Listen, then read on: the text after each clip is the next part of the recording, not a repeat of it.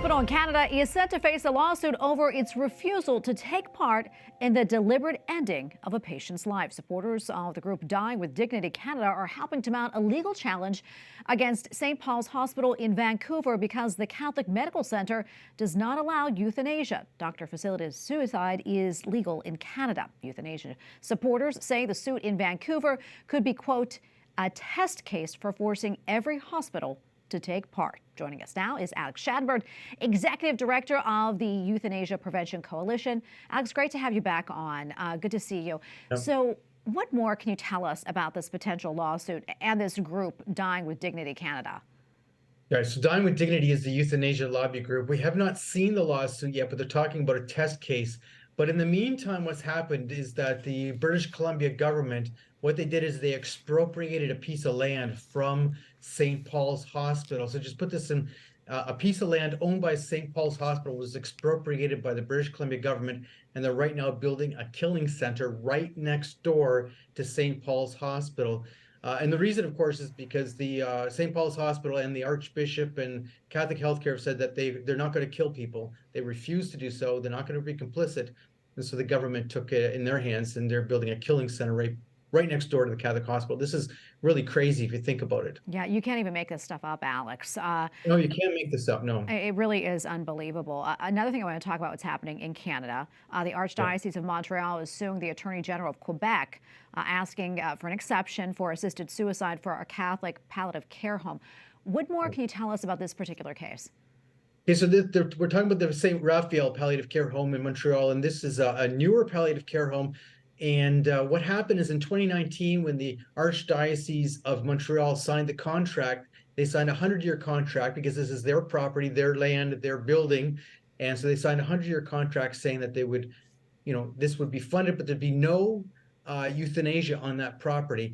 Bill 11 was passed by the Quebec government last June, and in it, it forces all institutions that provide medical treatment to do euthanasia. So this has been the standoff situation where St. Raphael's is owned by the Archdiocese of Montreal, and so they're now suing the Quebec government to prevent St. Raphael's from being forced to do euthanasia.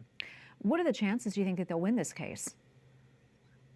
That's a very good question, and this is Quebec we're talking about.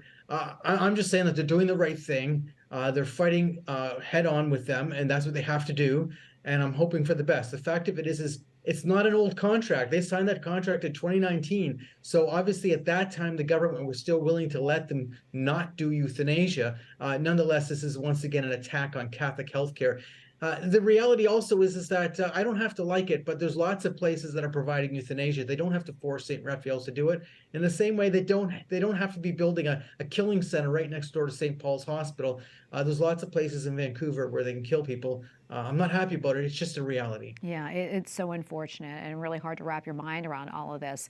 I want to turn now to the United States, if we may. Just a few days ago, the Virginia Senate passed an assisted suicide bill, and in Maryland, there is also renewed interest once again to legalize euthanasia with a bill called the End of Life Option Act. Alex, Right. what is behind all this and this push for euthanasia? So right now, there's 20 states in the U.S. that are debating an assisted suicide bill. This is their most active year ever. And I think what they're thinking is they're unsure what's going to happen in the election this year. So they're pushing very hard in the states they hope to win in. Of course, that would include Maryland and a few other states, New York, Massachusetts. There's several states where they're pushing very hard and they've put a lot of money into this. I'm really thinking that they're absolutely convinced that Americans are ready for this, but you have to understand they've lost 2 years in a row in every single state. So in the last 2 years, every state that had an assisted suicide bill, they were all defeated. So that's kudos to those who have been fighting assisted suicide. But of course, the killing lobby, they're going to keep going, and that's the sad reality. And they're pushing very hard this year. Yeah, Alex, we have about 30 seconds left or so, but what can we do? Yeah. As the faithful to help put an end to all of this and help people realize how sacred human life really is? Well, I think we have to be very clear and not play with the words. We have to say what this is. This is about killing people. A lot of people, we understand that a lot of people go through difficult times in their life. So the other side is playing the whole card about suffering. And we understand this is a reality, but at the same time, we know this is about killing people. We need to be caring for people, not killing them. And we have to, the other side changes the language and they want to call it something else. No, we have to say what it is and stick to the point and be very vocal about that. Silence is not our friend. Yeah, Alex, thank you for not being silent. We appreciate it, my friend, and thank you for all that you do. God bless. Happy to join you again.